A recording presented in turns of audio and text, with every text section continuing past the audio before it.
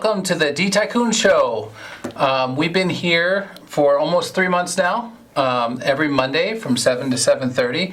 And, we have a 3-month slot. And so this is my final interview for this 3 months. So I wanted to make sure, and this is by request, I wanted to make sure that in my final interview, before this is all done for a while at least, that I interviewed our co-host and Northeastern Illinois University graduate and student, and Rogers Park Chamber of Commerce intern and assistant, and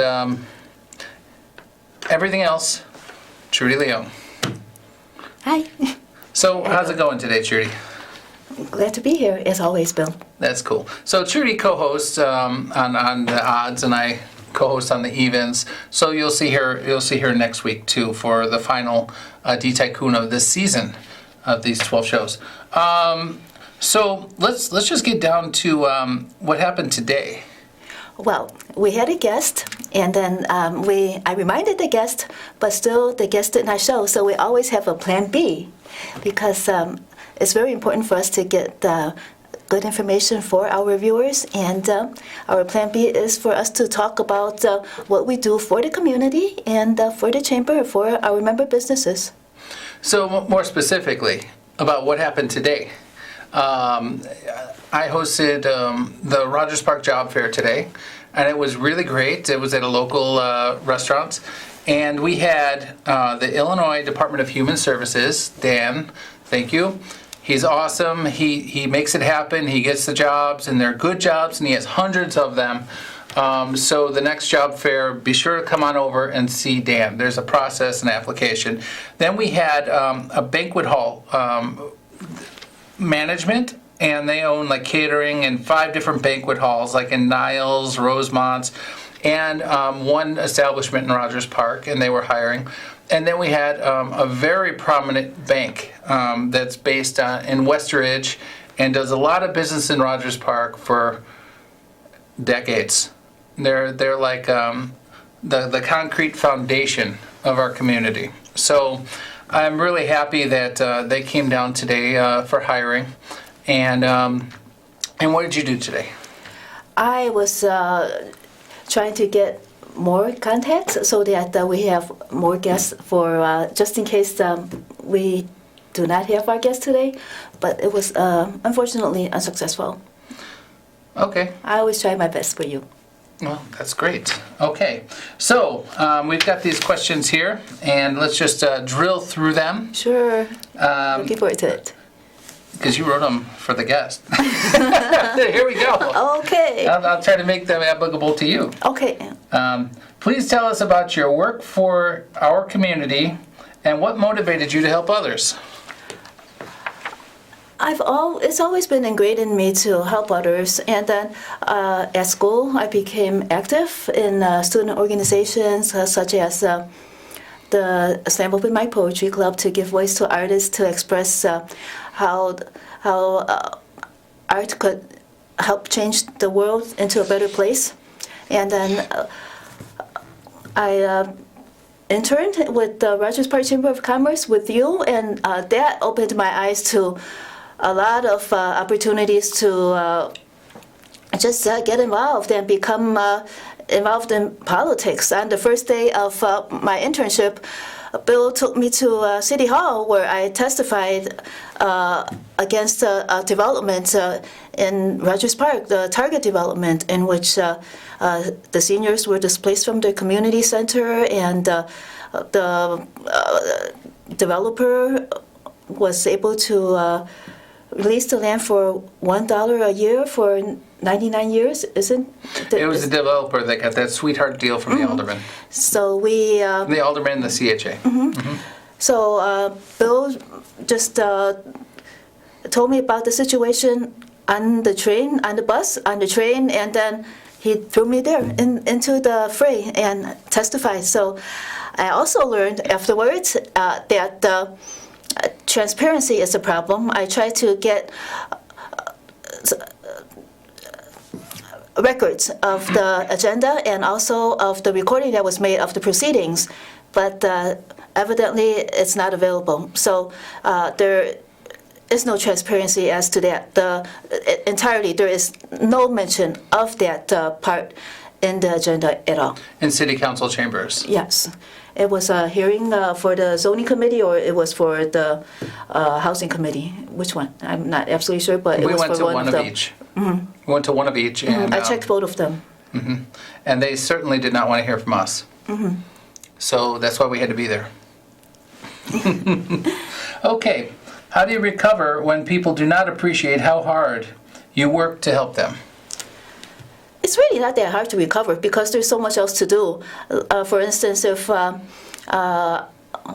I also work at Jewel. Sometimes if a customer doesn't appreciate how much my customer service, how hard I work at customer service, it's no matter because there are so many other customers that I need to help. And as for working with the chamber, there's so much work to do. There's never enough time. And then plus my schoolwork, I'm too busy to even think about recovering. I just could barely keep up.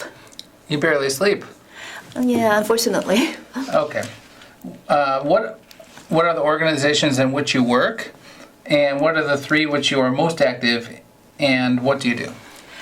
I'm most active in the chamber, and then I love working for the chamber and going with you to small businesses, doing the small business well-being tracks, and then addressing community concerns as in rent control. We fought for that.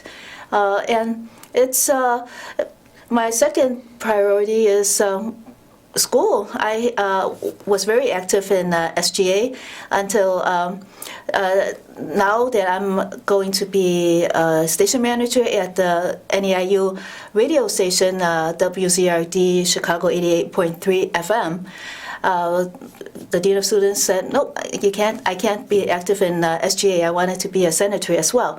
He said, "There's no way that I could do both," and then and he's probably right. And of course, I work at Jewel. I love my job. Bill said that I'm the greatest Jewel fan there is. You are. Yeah, but it's work. So I'm surprised you're not wearing your uniform today. Yes. Well, I'm not supposed to. I'm not supposed to promote. But I'm not promoting Jewel products. I'm just promoting my happiness and satisfaction of my employment. Okay. Was there any advocacy project that almost failed, but you helped bring back from the dead and help make it succeed? If so, please describe what happened.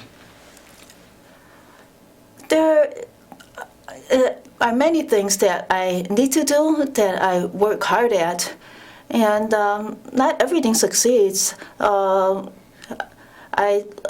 love the struggle. I love the fight. Let me think of a good example. Well, look at today. I tried hard to get a backup guest, but I wasn't successful at that. We are discussing something important. Some of our viewers actually asked us for you to interview me, for us to be on the air together. So now they have their wish. Wish is granted. Okay. I ran for alderman in the 49th Ward, and you were my campaign manager. Why don't you tell our viewers a little bit about that, and then how that introduced us to some new friends? Well, we had to find a good lawyer, and then we found one in Frank Avila. He was fighting for that baby that was torn from his mom's womb. He was fighting for that, the father. And then of course, the campaign was not successful, but we will try again. I will work very hard to try again. And we need to build our support base and do more work in the field. And it's I love doing it, but there isn't enough time in a day. But we will find a solution if we look hard enough. Let's talk about Doc, D. Tycoon, and Mark Armstrong. Okay. Doc ran as a writing candidate for a city clerk. He ran on the platform for reforming how vehicles are towed, and I think at least 25,000 vehicles a year are towed and destroyed, and the lives of the vehicle owners are in shambles because they need their vehicle for work, and the fines accumulate. They still have to pay those fines, and eventually some of them they go very deeply in debt, and their lives are destroyed. So he got many votes. I think of the write-in candidates, he got the most votes, about 350-something votes. And then Mark Armstrong is working with us in QFAC and get film production for African Americans, and then he's a strong voice for African American rights. And what was the third one? D. Tycoon. Oh, well, Mayor Tycoon is wonderful. She is the one who invited us to this program, and she invited you to an event in which many of the candidates who were running for public office met one another so that they could work together in the future. And that's an important step because everybody has an important platform and important ideas to improve the community, and we need more ideas and more boots on the ground to affect our goals. Excellent. And then D. Tycoon is, this is her show, that's why it's called D. Tycoon. And she ran for mayor as a write-in candidate. And we became friends when I became a write-in candidate for 49th Ward Alderman. We really hit it off. We became friends, all of us.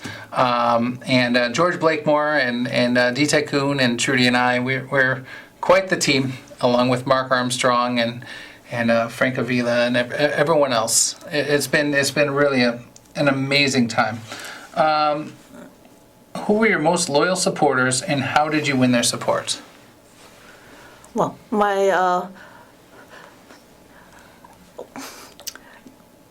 I'm your most loyal supporter. That's right. Yes, I work very hard for you. Because I believe in what you stand for, in your sincerity for the community. I really don't think much of my supporters because I'm 24/7. I'm trying to help you, and I'm always trying to make sure that our supporters are thanked. There are many community members who are chamber members and community friends. Over how many years were you in Rogers Park? 16 years? 16 plus, yeah. Mm-hmm. So we need to maintain the contact, and then because you are very busy and it's very hard to keep up with everybody. How about maybe Amy B. over at WZRD? Yes, Amy B. is the current station manager, and she is wonderful. She's training me to be the next station manager. I didn't win the election, but she nominated me for the position. And how about your professor that you went on the trip to Columbia with? Dr. Narendra Rao is a wonderful person. He is so dedicated to his students. He planned the first ever NEIU study tour for the College of Business and Management at NEIU, and it was a great success. So I worked very hard to record everything from on that trip. There's video, and then there is audio and photos. At that time, my SD card wasn't large enough, so there's a lot of audio. But if I go on the next trip, there will be a lot more video because now I have 3 times as much memory on my SD card. And there's an Facebook page that is a Facebook group that is dedicated to post about that trip. It's called NEIU Columbia Study Tour. And Dr. Gloria Gibson. Dr. Gibson is the new president of NEIU. She has been our president for over a year now, and she is wonderful. She has regular open office hours, and she takes more notes than I do, and she makes sure to follow up with every concern that is brought to her. And then at the next meeting, she helps resolve those concerns if possible. For instance, there was a ugly spot behind the advisor's office in the basement of one of the buildings, and then she tried to find how to address that spot, and then she got a quote to bring in some decorations, and then I suggested that maybe we could have some student art in there too. And then she said that she will look into that, and if she does do that, she'll let me be in charge of implementing that project with student art. Okay, we can't name them because this is nonprofit services. Right. But we can name the business owners' names. Support for small businesses. Maybe what with Julio. Well, Julio ran into some problems with his business. First of all, Bill and I went to downtown with him to get his business license. And then when there was some problem with his business license, Bill, again, accompanied him to the loop to address that. And anything that comes up that he needs, he comes to us. He calls us, and either I or Bill will talk with him, and then find out how best to address the problem. And then Bill knows how to address every problem that a small business encounters. And Juan and Candido, you've worked a lot with them. Maybe explain a couple of the items. Well, Juan ran into problems with ordering equipment, musical equipment for his band from eBay, and then he had to pay with PayPal, and then the equipment was broken, and I spent about maybe 8 hours on the phone. I wouldn't be surprised if it was 12 hours on the phone to get a refund for him. And then he didn't realize the importance of filing some paperwork afterwards, because the money was reloaded to his credit card. It was $1,000, and then I didn't realize that there was some follow-up. So that he ended up not getting that money, but we won't have that repeated. In case anything happens like that again, we'll be much more careful. I remember it's always a learning experience. I remember a lot of times when there were issues with security issues, and we had to speak with the police. You were there on behalf of the small businesses. I can remember a time when a small business next to the Morse Red Line needed a change of their menu. We helped them out, and we put the menus out, bringing people through the front door. You really do it. Challenging ComEd bills that were not right. Oh, those were successful. And some waste management problems too with a provider. That was successful. There were many hundreds of dollars there. They were charging without providing the service, and there were interest fees and service fees on top of it for no service at all. You did an excellent job with that. Payment providers had bad equipment that didn't work, and then got a lot of many hundreds of dollars refunded for that too. And then as for like the internship program, the chamber internship program, you've been an internship supervisor for over a year. You started as an intern, and Aaron Shipman brought you in, and he was one of my interns over many years.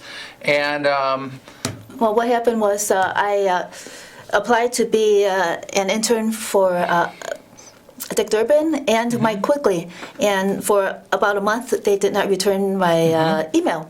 So I asked Aaron, you asked me to intern at the Rogers Park Chamber of Commerce and become Facebook friends with Bill Morton. I don't know who he is, but do you think I should just go interview with him instead, and then forget about the senators? And then he said, who was sure. it? Who did you turn down? Dick Durbin and Mike Quigley. And then after I started interning with you and starting doing events, then they emailed me to submit my to look at my resume, etc. But I wasn't interested. I didn't reply. I replied, but said that I was no longer interested. Thank you. You're welcome. Well, thank you, Bill. So I guess your work with the chamber and the other interns that came in. We've had, I don't know how many interns. I don't know the number, but it was like 40. And we had a great deal of them from Northeastern Illinois University as well as Loyola University. Those two mostly. Mm-hmm. So maybe you could describe what an internship program looks like and your role in it. An internship program is a delicate balance for every intern between expanding upon their skills and introducing them to new skills that could benefit them in the future. So some interns are very good at, let's say, designing websites. So we have an intern, Aliberto. He is helping us with the website. But then he discovered that he is very good at doing videos as well and becoming a photographer. So he did not have that skill under his belt before, but now he's expert at that. For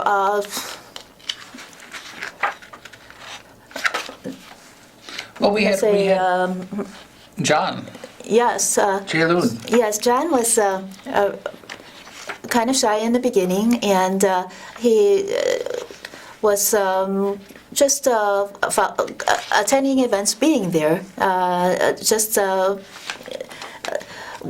watching and learning. But now he is also a very, very good photographer, and he could do a lot of the tasks such as making sure that all the attendees at the job fair are taken care of, and he's good at taking down the attendance sheets, and very good at interacting now, much better than before. And let's just mention Aaron and Matt and both Fatimas.